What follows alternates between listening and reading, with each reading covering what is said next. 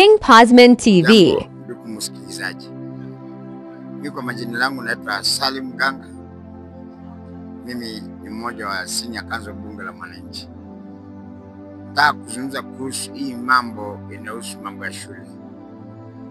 Nataka kusema hivi, sioni sababu ya kwamba unataka kuvuruga watoto kwa sababu ya kitu ambaye inaendelea kwa muda mrefu.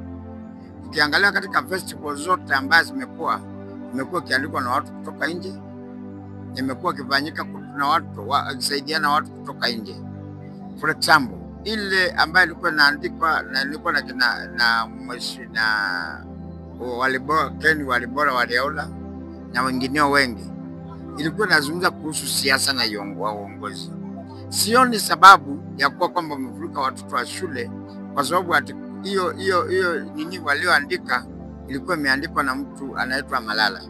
Hiyo ni makosa makubwa na kuchukulia watoto kama hawafai katika nchi yao. Mimi nataka kusema hivi, ikiwa kwamba wewe umeshindwa na uongozi na wewe haujui uongozi namna gani, haufai kwamba unaingiza watoto katika mstari wa mbele, umeingiza watoto katika mstari wa mbele wa kuchallenge. Hiyo ni njia moja kuonyesha kwamba unataka kuharibu maisha ya watoto wadogo, na kuharibu maisha ya watoto wadogo ni kama kuharibu nchi yote kwa jumla. Nataka kusema hivi, haifai kabisa kuingiza siasa katika watoto.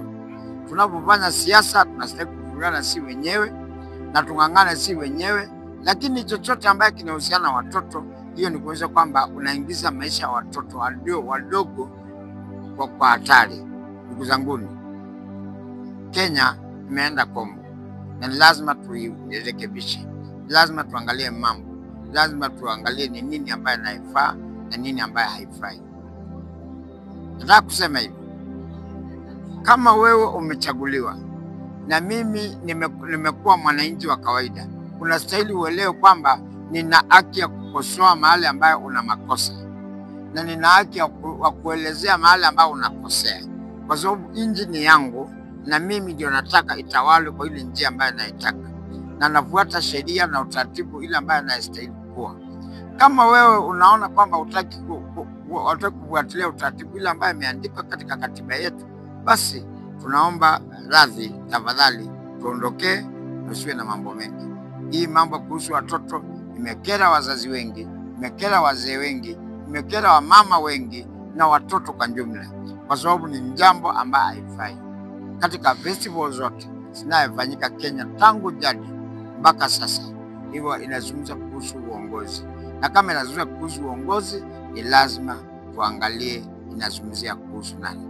Kama wewe umekaa pale juu, ni lazima uzungumziwe, penda usipende, na ukiona kama ni ngumu kuzungumziwa, basi na utoke hapo. Hakuna mtu atakaye kuzungumzia ukiwa kwako, hakuna mtu atakaye kufikiria. Tulikuwa na Kibaki na tuzungumzange story zake, tulikuwa na Moi atuzungumzange story zake. Kwa hivyo wewe, tulikuwa na Uhuru na hata hakuna mahali ambapo tunazungumza story zake. Kwa hivyo kama wewe mwenyewe unasikia ni kama unalemewa na utaki kuzungumziwa na utaki kwamba uwe challenged, tafadhali jiotoe kwa upole na tuachane sisi, tunena mambo zetu kama kawaida. Asanteni, Mungu awabariki na awape hekima.